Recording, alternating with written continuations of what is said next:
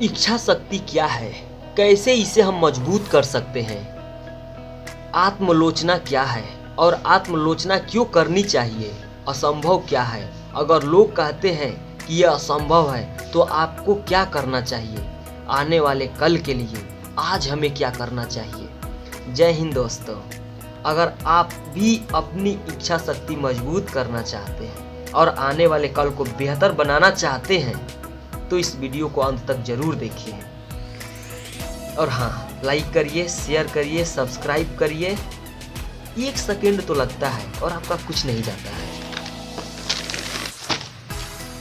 तो चलिए हम बताते हैं अब्दुल कलाम सर के शब्दों में कि इच्छा शक्ति क्या है। अब्दुल कलाम सर तो कहते हैं, मैंने अपनी असफलताओं से सीखा है और उनका सामना करने के लिए हिम्मत से अपने को मजबूत किया है। यानी कि आप कोई भी काम करिए और जब उसमें फेल हो जाइए तो उसे फिर से करिए, उसे बार बार करिए, जैसे थॉमस अल्वा एडिसन ने किया था। अब्दुल कलाम सर ने भी अपनी मिसाइलें फेल होने के बाद फिर से उसे बनाया, फिर से लॉन्च किया, फिर वो ध्वस्त हो गई, असफल हुई और फिर से बनाया और एक दिन वो सफल हो गए। तो ये कहते हैं कि आप किसी भी कार्य में असफल हो जाइए तो उसे फिर करिए और जब आप उसमें सफल हो जाएंगे तो आप अपने आप को पाएंगे कि आप पहले से ज़्यादा मजबूत हो गए हैं। यानी कि आपकी इच्छा शक्ति बढ़ जाती है, मजबूत हो जाती है जब आप अपने कार्यों में सफल हो जाते हैं। और कार्यों में सफल होने के लिए आपको कार्य बार बार करने पड़ेंगे, तो आप कार्यों को बार बार करिए। अब्दुल कलाम सर आत्मालोचना के बारे में बताते हैं कि हर व्यक्ति को स्वयं की आलोचना करनी चाहिए। आपको उस हर बात पे विचार करना चाहिए जो आपकी सोच का विरोध करती है और आपको अपनी कोई भी गलती छिपानी नहीं चाहिए।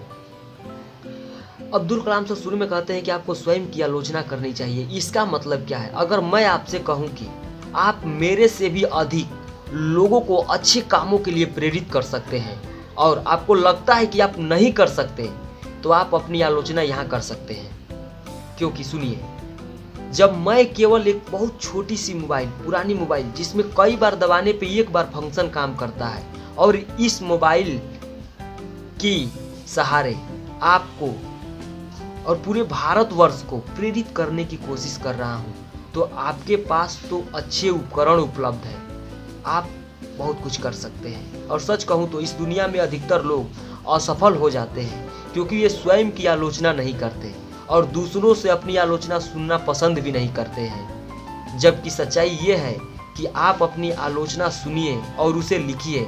ऐसा काम करिए कि वह आलोचना दोबारा आपको सुनने को ना मिले।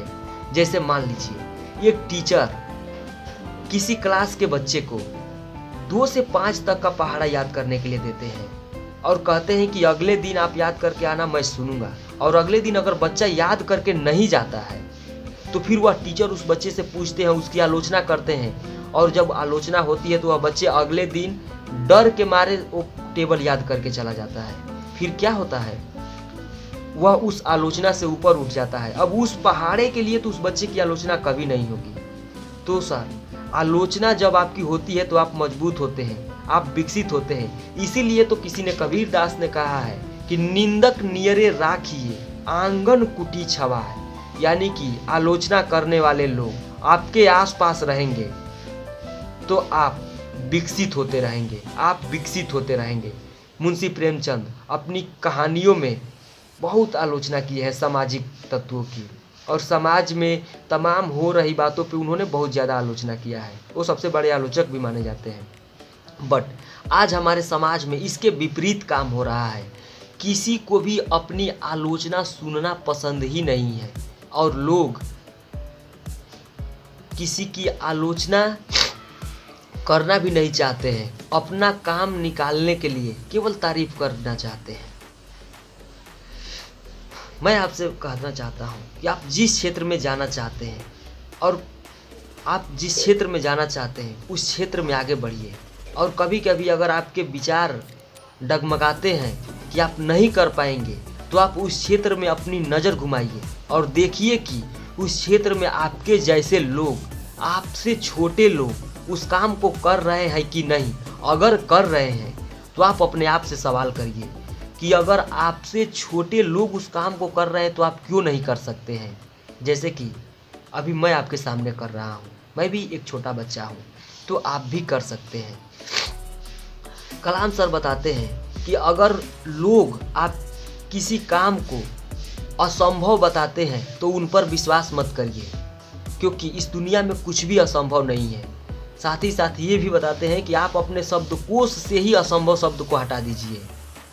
अगर मैं कलाम सर के किस्सा बताऊं, जिसको आप सभी जानते हैं कि कलाम सर अपने देश के राष्ट्रपति बने, लेकिन कभी वह पेपर बेचा करते थे। तो आप बताइए, एक पेपर बेचने वाले बच्चे के लिए राष्ट्रपति बनना संभव था? एक पेपर बेचने वाले बच्चे के लिए मिसाइल उड़ाना संभव था? लेकिन इन सब बातों को कलाम सर ने संभव किया। ये बातें मैसेज है कि इस दुनिया में अगर आप कुछ भी बड़ा करना चाहते हैं तो असंभव नहीं है, आप कर सकते हैं।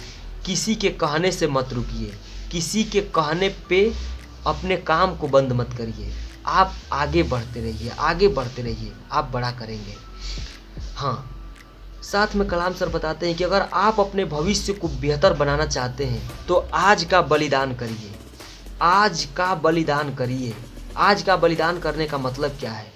आज का बलिदान करने का मतलब ये है कि अगर आप एक स्टूडेंट हैं और आपके सामने high school, inter, BA, BTech या किसी भी कंपटीशन का पेपर है, और साथ ही साथ आपके ननिहाल में, आपके आसपास आपके मौसी, बुआ या किसी भी रिलेटिव के यहाँ शादी है, तो आप आज का बलिदान करिए। यानी कि आप उन शादियों में, उन फंक्शन में इन्वॉल्व मत होइए। आप प्रैक्टिस करिए, आप प्रैक्टिस करिए, आप ये बलिदान करिए, तब जाके आपको बड़ी सफलता मिलेगी। अगर आपको इस वीडियो से सीखने को मिला हो तो आप प्लीज़ इस वीडियो को लाइक करिए, शेयर करिए, सब्सक्राइब करिए और हाँ, बेल आइकन दबाना न भूलिए। और हाँ, एक और बात, इसी तरह की कई नॉलेजफुल वीडियो मैंने बनाई है और उनका लिंक भी डिस्क्रिप्शन बॉक्स में दिया है। आप वहां जाकर उन वीडियो को भी सुनिए और शेयर करिए। और एक बहुत ही इम्पोर्टेंट बात है दोस्तों, आपके ऊपर बहुत बड़ी जिम्मेदारी है। इस देश को बेहतर बनाने की जिम्मेदारी है। इस देश को बेहतर बनाने के लिए सबसे पहले आपको बेहतर बनना होगा, आपको राइट ट्रैक पे आना होगा। और मुझे पता है आप सही रास्ते पे हैं, क्योंकि आप ये वीडियो सुन